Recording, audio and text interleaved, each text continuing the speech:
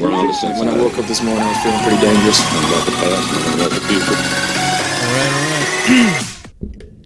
Welcome back to Draftvice. It is I, the Walter, back on the Draftvice. If you want, you can follow the podcast at Draftvice on Twitter, at Draftvice_football on Instagram, and you can follow me at Rojo Death Punch. That's BROJO. Death is in the end of life. Punch. Yum.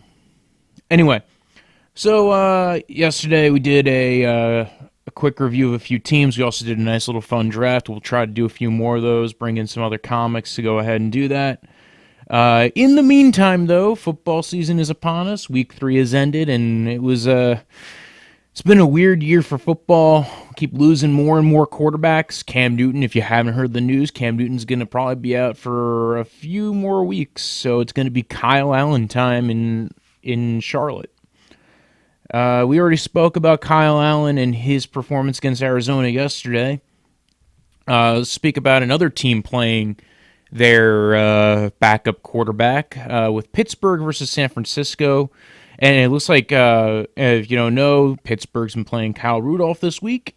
And it doesn't really look like they're all too sure that they are all in on him, which is weird because they just traded a first-round pick for Minka Fitzpatrick, who looked like a true blue player. I mean, he got them, I think he got him a fumble and an interception. He was playing hard.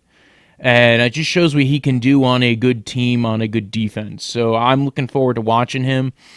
Steelers are 0-3 right now. And they got to 0-3 in this game with having 5 turnovers against a San Francisco team that had a Swiss cheese O-line, a delicious brie, if you will. Jimmy G actually didn't play bad. It was a mess. He had multiple fumbles from a lot of the players. One of his interceptions was popped up. He showed very good poise under the pressure and a very good quick release. It's going to be interesting. Dante Pettis caught a touchdown. I'm kind of eager to see what comes out of his existence on that team because he was a guy I was really high on, loved the tape. Him and Anthony Miller both kind of been unfortunate busts. Granted, you probably didn't have to waste a high pick on taking them. Hopefully, as we get further into the year, we see more of what they can be. That's how it goes, though, sometimes, especially with sophomore receivers.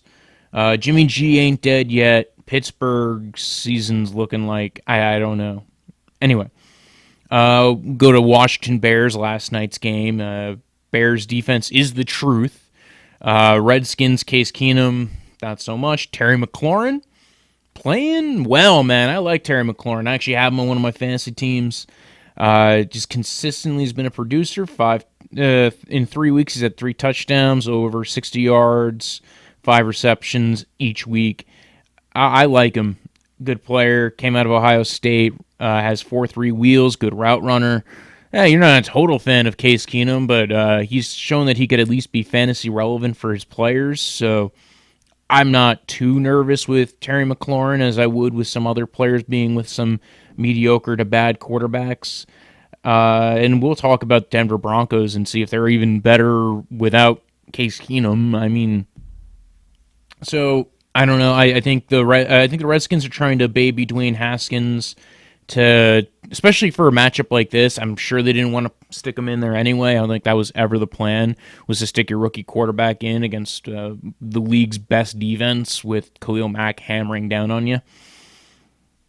I don't think Washington has as much O-line woes as you would think. Donald Penn plays pretty decent, but when you're pairing him up against the league's best pass rush in the NFL, I would say, yeah, like he's going to have some problems being a 36-year-old tackle who came into camp really, really late.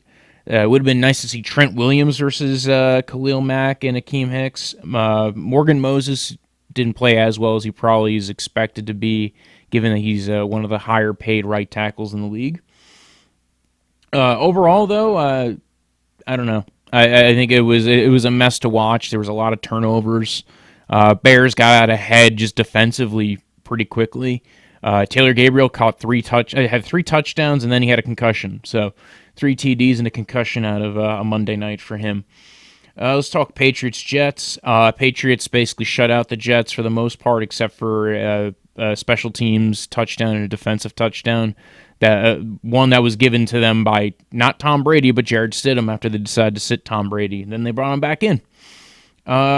Basically, they handed the game to them. And I don't know what's going on with the Jets. Hopefully they get Sam Darnold back. Luke Falk's not what anybody really wants at quarterback anyway. And again, you're going up against the best defense in the league at that point. There's Chargers, Texans. Keenan Allen and the rest is pretty much what I would call their Chargers receiving group. I like Mike Williams and I like Travis Benjamin, but it doesn't seem like there's much coming out of that as far as keeping the offense going forward. Mike Williams has a few good catches though on tape. Especially out of this game. I think he's still fantasy-wise is relevant. Still in that wide receiver 3 category. Keenan Allen was a beast in this game and just did not seem like the Texans could ever stop that guy. Ekeler and Rivers have been trading off games in which they were going to try to keep giving the games away to the other team. This time it was to the Texans. And the Texans were out until they weren't. And Deshaun Watson just made some really good plays, show that he has that wiggle to avoid getting taken down just long enough to try and make a play. So, the one thing I'll say with Deshaun Watson is he has that clutch factor and the athleticism to follow through on that. As long as he's in the game, he's in the game. And he's got one of the best receivers to throw it to. Something to keep very much in mind. Saints Seahawks. This is where we mentioned it a little bit yesterday with Teddy Bridgewater coming to town. But when you get most of your points from defense and special teams, do you even really need to try? There was a fumble 6, thanks to Chris Carson, who's loving the fumbles. I'm shocked that guy still has a job at this point. We talked about Miles Sanders, but at least Miles Sanders was a high draft pick. Alvin Kamara is amazing and has shown such, and is another reason why that team was just keeping their lead in that game. And there was also a return touchdown. Bengals Bills. John Ross needs to learn how to maybe he has to go to the shop, get his hands tightened up, right? I think maybe he needs to work on the hands thing. Catching, fumbling seems to be a problem for him. Again, like I said, maybe he's just been a little loose of the ball. Maybe get his hands tightened up. Maybe get some improved ones. Maybe go to the doctor. Go ahead and get a new one. Bills playing to McDermott's defensive standard, playing very well.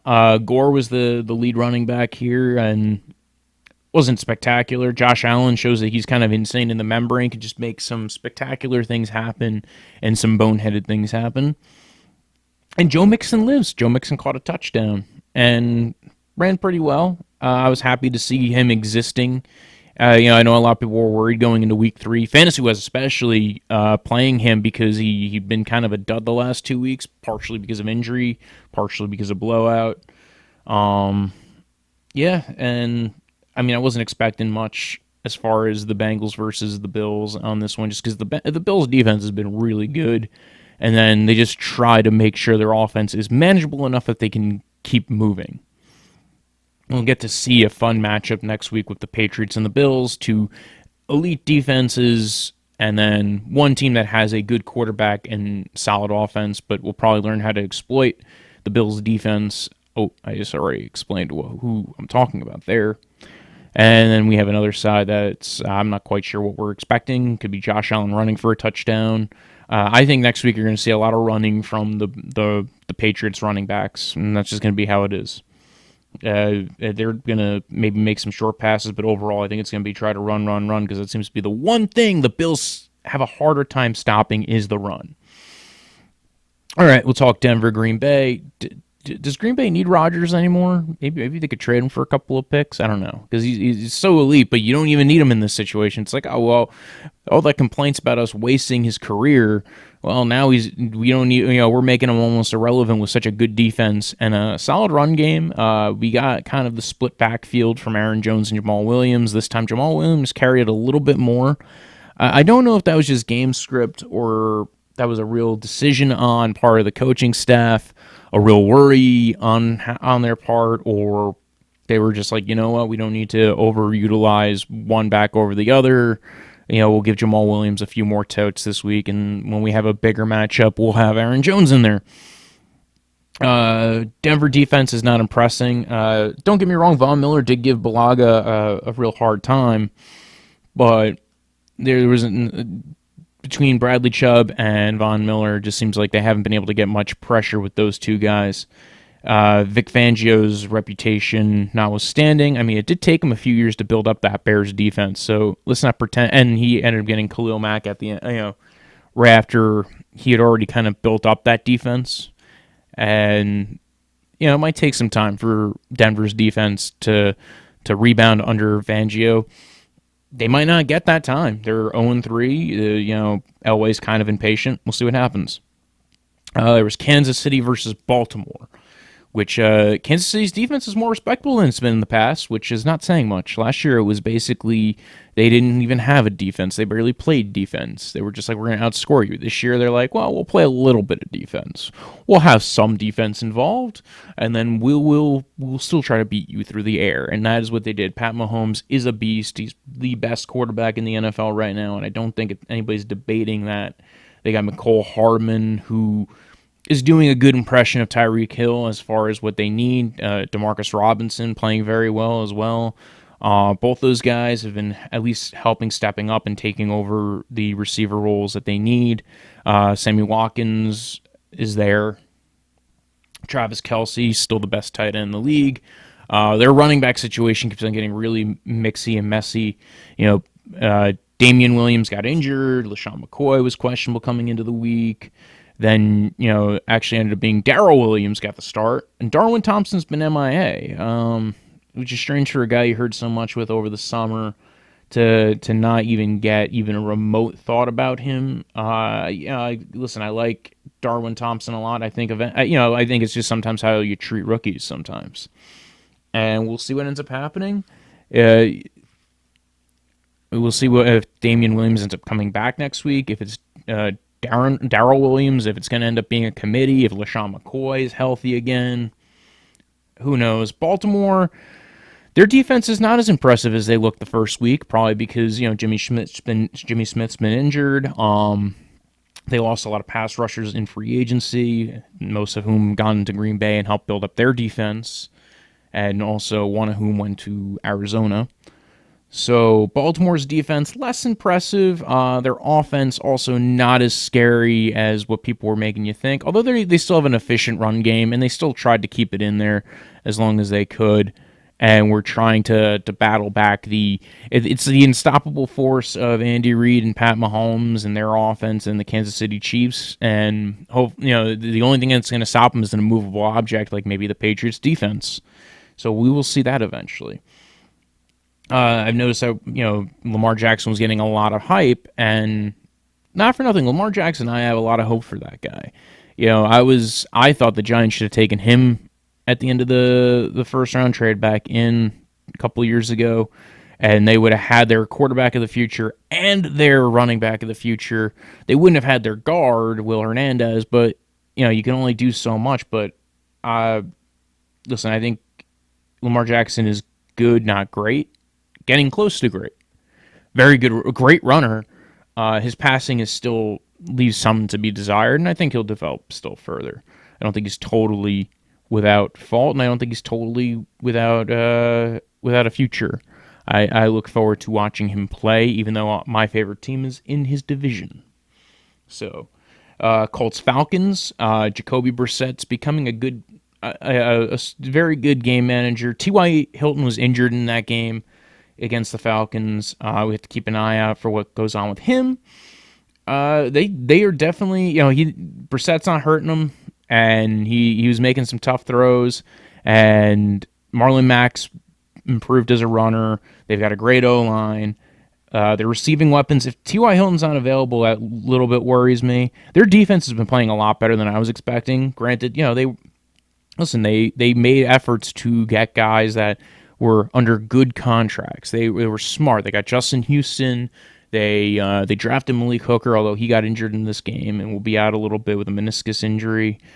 So, and again, like Pierre Desir, they seem to be pulling up a lot of defensive pieces, and I really like the defensive coordinator there. He seems to have designed a defense that has worked with their talent level. I think this was also where Bobby Okereke got to play a bit. So, Colts are looking like they can at least be making a playoff push this year, even without Andrew Luck. Then there was Matt Ryan. Matt Ryan looked pretty bad. Matt Ryan looked pretty bad for about 3 quarters. And he even made the talented Mr. Ridley go MIA for the whole game, with 1 target for 1 catch for 6 yards. As a Ridley investor, I was not pleased. Ito Smith was concussed in this game. Devontae Freeman was freed a little bit, at least on 1 run, for 28 yards, totaling up to about 88. Freeman, I felt like Freeman was an RB2 going into the year, and that's basically, he might be a back-end RB2, which is kind of where I had him in that, late RB2 range. I didn't think he had that potential to be an RB1 ever again. I just didn't believe it. I think you get a couple of shots at that, and when you're towards the end of your career, unless you're somebody like DeMarco Murray on a team that really is making a push to keep you involved as such a player, I just did not think that Freeman was ever going to be an RB1 again. I thought he was a certified RB2, low-end RB2 even. So, and it's at least that prediction's coming out about right. Vikings, Raiders. Derek Carr reverts back down to check down Carr, check down Derek, whatever nickname you want to give him. He did get a good touchdown to Tyrell Williams, who adds his 3rd TD onto the season. And Dalvin Cook, as far as the Vikings go, is the guy who's pulling that offense. Kirk Cousins is just taking a backseat to Dalvin Cook, and he has about as much passing attempts in the 2 games where they've won, and Dalvin Cook's been the leader in the same game that they lost. So that should kind of tell you where we're at with everything.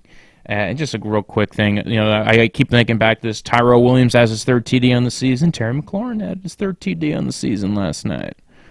I just like Terry McLaurin. I played him in fantasy, and he won me a week, so I'm feeling good with him.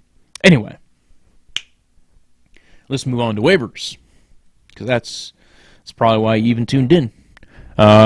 With the waivers, we got running backs. Running back Wayne Gallman. Saquon Barkley went down with a potential high ankle sprain. That's the number 1 guy you want to get. If you're looking for a running back, even if you're not looking for a running back, that's the number 1 guy. That's the guy everybody should be targeting. If you need running backs, if you lost Saquon or you lost a major running back to start the season, I'd be throwing money at him. I don't know how much money I'd really throw at Wayne Gallman, because again, you're just throwing it at a spot. But he's going to play. He's going to play for a few weeks. It's probably going to be almost a month or more until we see Saquon back. So, yeah, especially if you're the Saquon Barkley owner and you're just trying to salvage a part of your season, I would definitely invest on Wayne Gallman. A couple of other guys to keep an eye on. Jeff Wilson Jr. got a lot of red zone touches if you're in a deeper league. Darrell Williams is a good guy to look at. I don't know if I'm as invested in him as other players, only because, again, you don't know. Damian Williams might be back this week. LaShawn McCoy, you don't know his level of involvement, if he's going to be healthy again. And then you can never tell with Andy Reid. He could just suddenly decide, hey, Darwin Thompson, you are the new lucky winner this week. Last guy I had on my list for running backs, Jamal Williams. He got more of a share. So if it's going to be a 50-50 share, there might be some value in having Jamal Williams on your team. So, yeah, especially one on a Green Bay offense that seems to be running a lot, because they seem to get up really early in games. Wide receivers, I have Philip Dorsett and Paul Richardson. Philip Dorsett, I think, is the main receiver that I'm looking at, just because Edelman might not be playing a bit. We already knew Antonio Brown was MIA. It's just one thing the Patriots seem to do is scheme guys open every once in a while, or find something to get guys working for what works for them. And I've been high on Dorsett. If you've seen the Instagram, you've probably seen that I've put him on the waiver looks a couple of times now. Every time. About almost every other week, it seems like. It's only been every other week for the season. So, Paul Richardson has been going up in targets, has been playing a little bit better. I think he's starting to fit in that offense for the Redskins. I think he's still going to take a backseat to Terry McLaurin, and I don't know if I want Mclaurin, but I don't know if I want anybody else in the Redskins other than Mclaurin, but if you're desperate, these are kind of some of the guys you might want to look at. Preston Williams, Paul Richardson. A couple of guys who you might not be desperate for. There might be guys like, there's 3 guys who I think are probably more available, which is Curtis Samuel, DJ Chark, McCole Hardman. I don't know if McCole Hardman's available in your league. He shouldn't be, but if he's available, take him. I saw Curtis Samuel in a couple of leagues. DJ Chark's probably one of the more available guys. Grab DJ Chark if you're really looking for a guy. I'm sure Golden Tate might be out there too. I'm sure some people have dropped him given the suspension. Tight end, go with Will Dissly. I know everybody's dropping Will Dissly's name. Listen, I've seen it happen before where people were dropping Will Dissly's name and he ended up being nothing 2 weeks later. Literally a year ago, Will Dissly came on the map, and everybody's like, Will Dissly, and then it became nothing again. But, hey, you know what? Pick him up if you're desperate for a tight end. Maybe you have George Kittle, and, you're worried you're not going to be able to play without him. There's Vernon Davis. I know he didn't have a good game last night, but it's looking like, it's the place of tight end. If you're desperate for tight end, this is basically where you're stuck at, right? So Vernon Davis, if he's available. Dawson Knox had a good game. Maybe keep an eye on him. Because it doesn't look like Jordan Reed's coming back. Maybe they try to insert Jeremy Sprinkle more, who was a pick a couple of years ago in the draft. Yeah, so those are the 3 guys if you're looking for tight end. I would at least kind of keep an eye out for. And for QBs, this is a good week to be streaming quarterbacks. Guys who are available in a lot of leagues. Matt Stafford is available in a lot of leagues. Case Keenum, Jacoby Brissett in deeper leagues. Kyle Allen. I played Kyle Allen in a 2 QB league, and it helped me win my league that week. It helped me win my game that week. So, Kyle Allen, walk on down. He's playing Houston. Stafford's playing Kansas City. Keenum's playing the Giants. And if you saw what our buddy boy Jameis Winston did last week against the Giants. I mean, Case Keenum has shown that he can be he is at least in the 32 quarterbacks of the league discussion. He might be on that fringe. He's at least the highest end backup you could possibly have, and he's probably in the top 32 discussion for right now. He plays pretty well. He's pretty accurate. I think I mentioned before about the Broncos. I'm not a big Flacco fan, and I even said I don't know what the big difference was getting rid of Case Keenum and getting Flacco, other than you're hoping you can get the high-end Flacco out of him. So, Jacoby Brissett, we were talking before, he's been 20 points every week for the last 3 weeks. At least that's safe. Jacoby Brissett's kind of a safe moniker. You say safe, and then it's like, well, you said he was safe, and then he put 3 points up against the Oakland Raiders. What happened, Walter? Don't know. So, that should about wrap it up. If you want, you can follow the podcast at Draftvice on Twitter, at Draftvice_football on Instagram. Always check out the Instagram. There's always some fun, new, funny, interesting, and wonderful posts on there. Best way to keep involved. We also have a Facebook. That's in the show notes as well. You could like the Facebook page. You can follow it on Twitter. You can do what you want. And if you're listening to this on iTunes, rate, leave a review, subscribe. Say something that you really want to hear on the podcast, like, hey, you guys are stupid.